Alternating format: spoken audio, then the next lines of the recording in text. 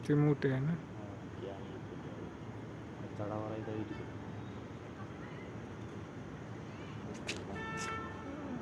दिसते होय.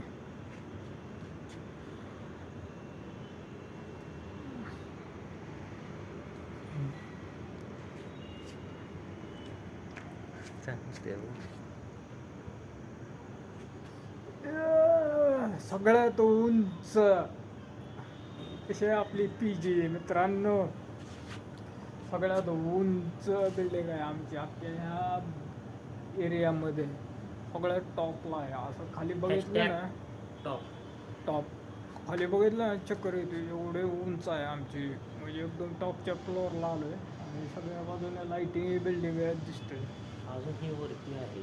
तरी वर एक आहे, तिकडे गेलो नाही का तर चक्कर यायला लागली एवढ्यातच आम्हाला. तुम्हाला नजारा दाखवतो नाईटचा. एकच नंबर व्ह्यू आहे नाईटचा पुण्यात. तो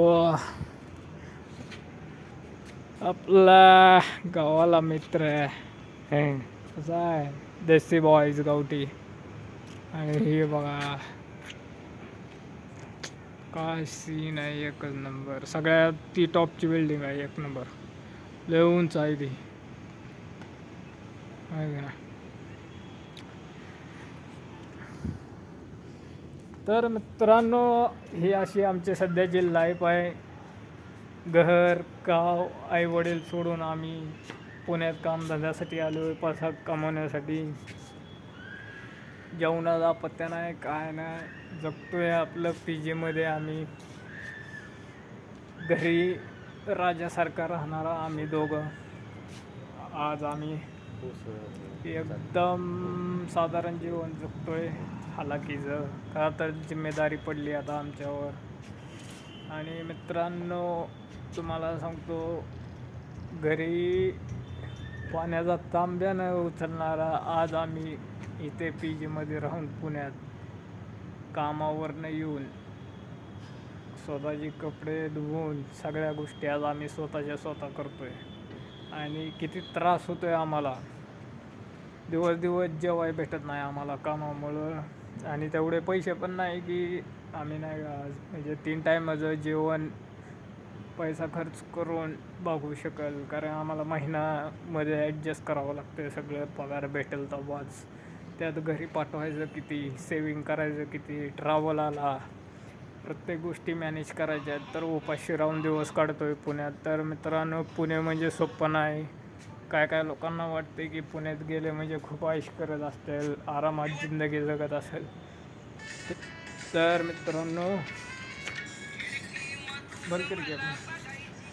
मित्रांनो, रिअल लाईफ अशी आहे आमची सध्याची.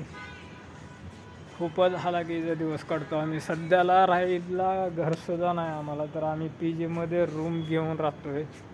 माझ्यासारखी अशी ह्या बिल्डिंगमध्ये अनेक जण गावाकडनं पोरं काम धंद्यासाठी आले ती, जॉब करण्यासाठी. म्हणजे नाही का, कुठनं आले ती पोरं महाराष्ट्रातून. सगळी म्हणजे नाही का पैसेवाले घरची जरी असले तरी आता इथं खूपच जिम्मेदारी घरची असल्यामुळं हालाकीचे दिवस काढतोय सध्या आम्ही सगळी. तर मित्रांनो, सोपं नाही शहरात पैसे कमवणं. घरची तर खूप आठवण येते आईवडिलाची, पण काय करणार, माघारी पण जाऊ शकत नाही आणि दुःख पण कोणाला सांगू शकत नाही. अशी परिस्थिती झाली सध्याला, काय सांगावं. आणि दुःख तर कोण आमचं समजून घेणारच नाही, का तर मुलगा आहे आणि रडू पण शकत नाही घरच्यांसमोर. कधी आईचा फोन आला तर आईला सांगू पण शकत नाही किती त्रास होतो आम्हाला, काय होतं आहे. पण थोड्याफार पैशामध्ये कसं काटकसर करू आम्ही आमचं जीवन कसं भागवतो इथं पुण्यामध्ये. 2 टायमाचं जेवणसुद्धा जेवत नाही आम्ही, 1 टाईमच जेवतो आहे. कारण 2 टायमाचे पैसे आम्ही साचवतो, बस खर्च किंवा महिनाभर त्यामध्ये आमच्या बाकीच्या गोष्टी होतील म्हणून. तर अशी परिस्थिती आहे मित्रांनो. शहर वाटते तसं नाही.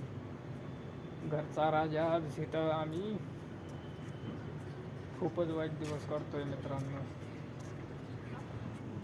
व्यायाम करतो.